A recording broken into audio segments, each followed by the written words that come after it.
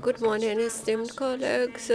We are starting our working traditional with the information from ATO zone from Leonid Matyukhin, Speaker of the ATO, and also from the Executive Speaker of the General Staff.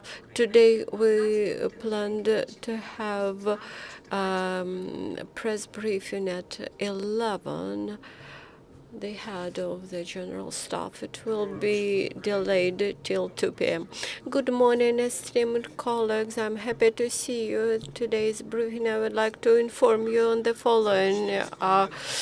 For the liquidation of the military equipment of the enemy's ATO participants will get additional monetary allowance. Besides that, additional fees. Besides that, monetary allowances to the servicemen will be increased due to the draft resolution entered by President Petro Poroshenko. In line with this resolution, the double size monetary allowances will be paid to those servicemen which participate in ATO and military conflicts. The triple amount of monetary allowances will be paid to the servicemen, to those who directly participate in combats after announcement of the military status. 1,000 hryvnia will be paid for the direct participation of servicemen for each day of participation in the combat. Additional monetary allowances will be paid for the liquidation of military equipment. 10 minimal wages up to 12,000 hryvnia for the elimination of a car, for elimination of a tank. 40 minimal wages, 84,000 hryvnia for MRLS liquidation. 50 minimal wages, 60,000, and for an aircraft, 100,000 minimal wages. The document comes to force from official publication.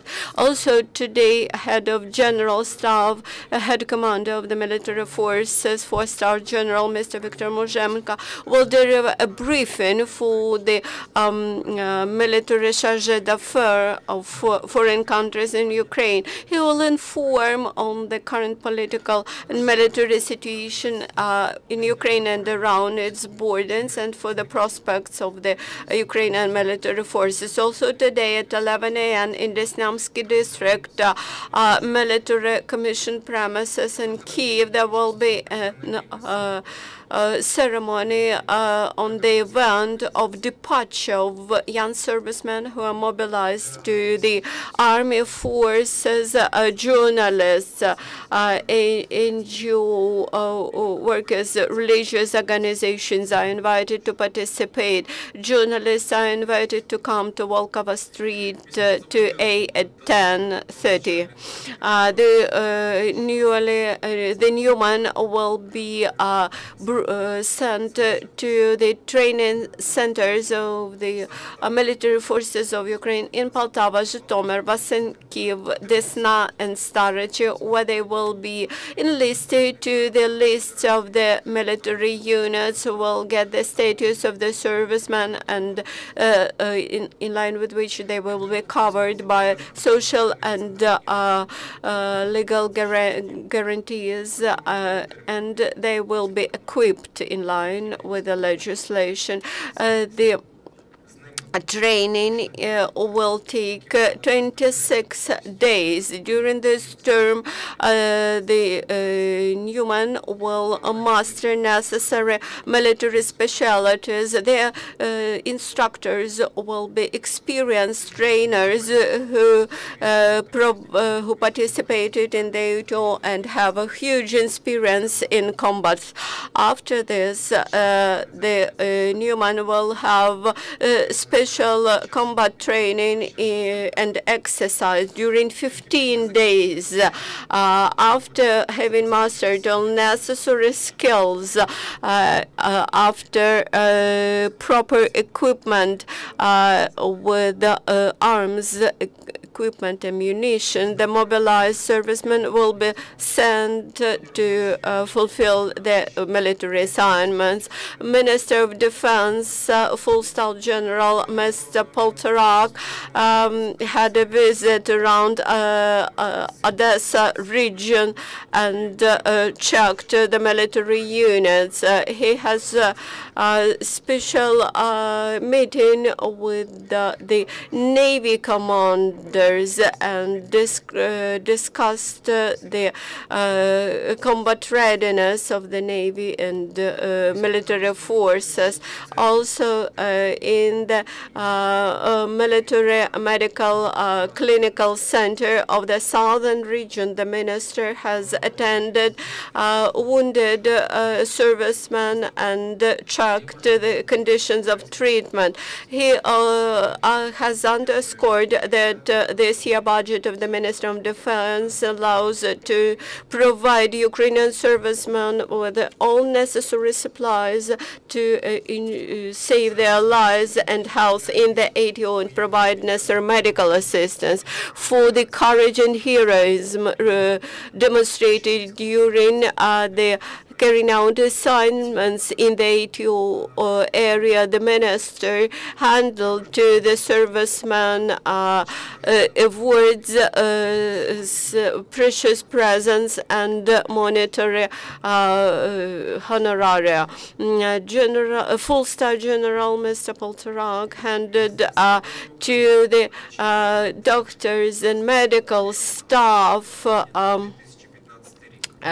awards and thank them. The Ministry of Defense expects that the state military order for the 2015 year will be approved by the end of January. The ministry has prepared suggestions and action plan based on the indices from the previous year. At the same time, the Ministry of Defense of Ukraine has initiated changes to the law on Ukraine on state military order, aiming to simplify the procedure and decrease the period necessary for formation of the order. As of today, the Ministry of Defense has submitted to the Ministry of Economy suggestions about necessary changes to the law in Ukraine on state military order and the Cabinet of Ministers resolution. Major changes suggested by the Ministry of Defense suggest to cut down periods which are necessary for formation of the necessary requests for state military procurement. Also, they suggested to ensure that military enterprises can start their work before the state order is passed by the government, and that the Ministry of Economic Development would have authority to speed up the process, and also they requested for state preferences for the state military enterprises. The military forces of Ukraine continues to receive international support from partner countries. Yesterday, in the ATO zone, representatives of the Ukrainian Congress of Canada had a joint action with the Ukrainian servicemen civil cooperation group and handled handled them 270 sets of warm clothes, winter clothes, which comprised winter boots, warm vests and pants, hats, scarves and gloves.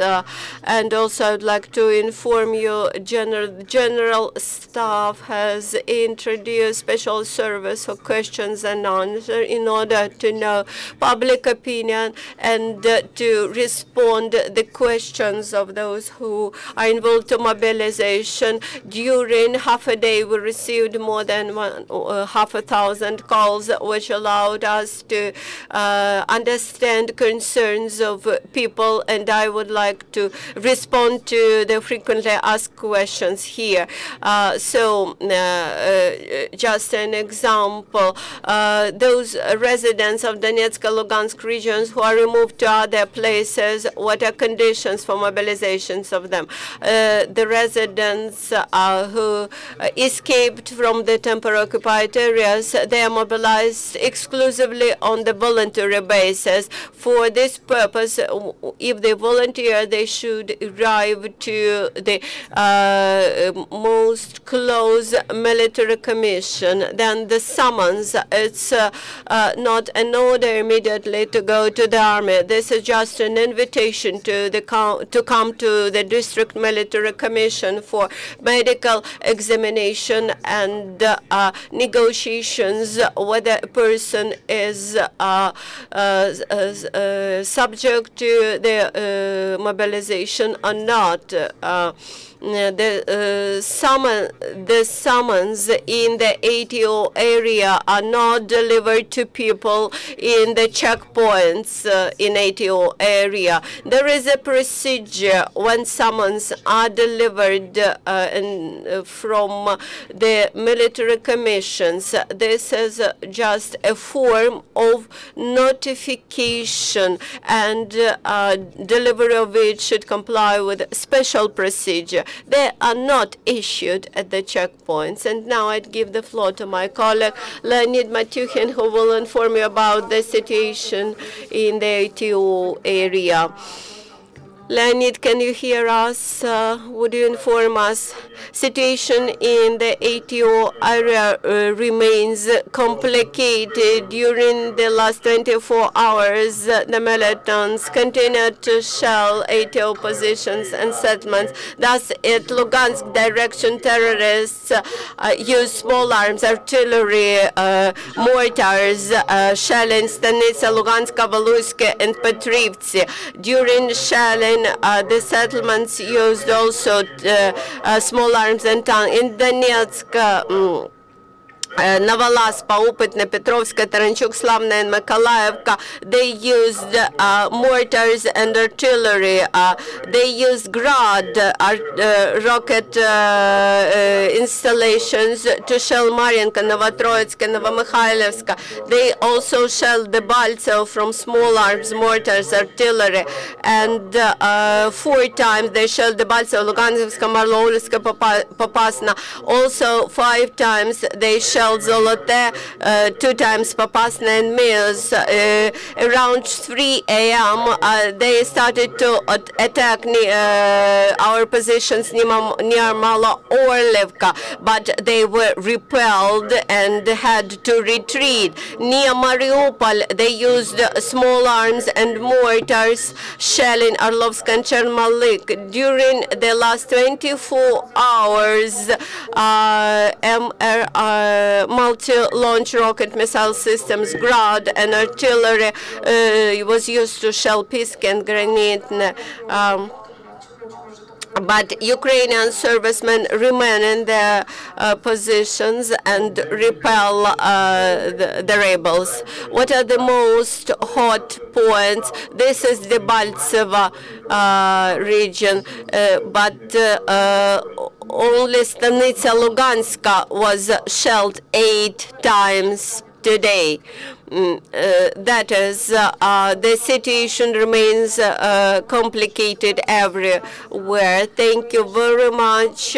See you tomorrow. I would like to underscore that Viktor Mashenko, head of the General Staff, will be today at 2 p.m. in the House of Officers premises.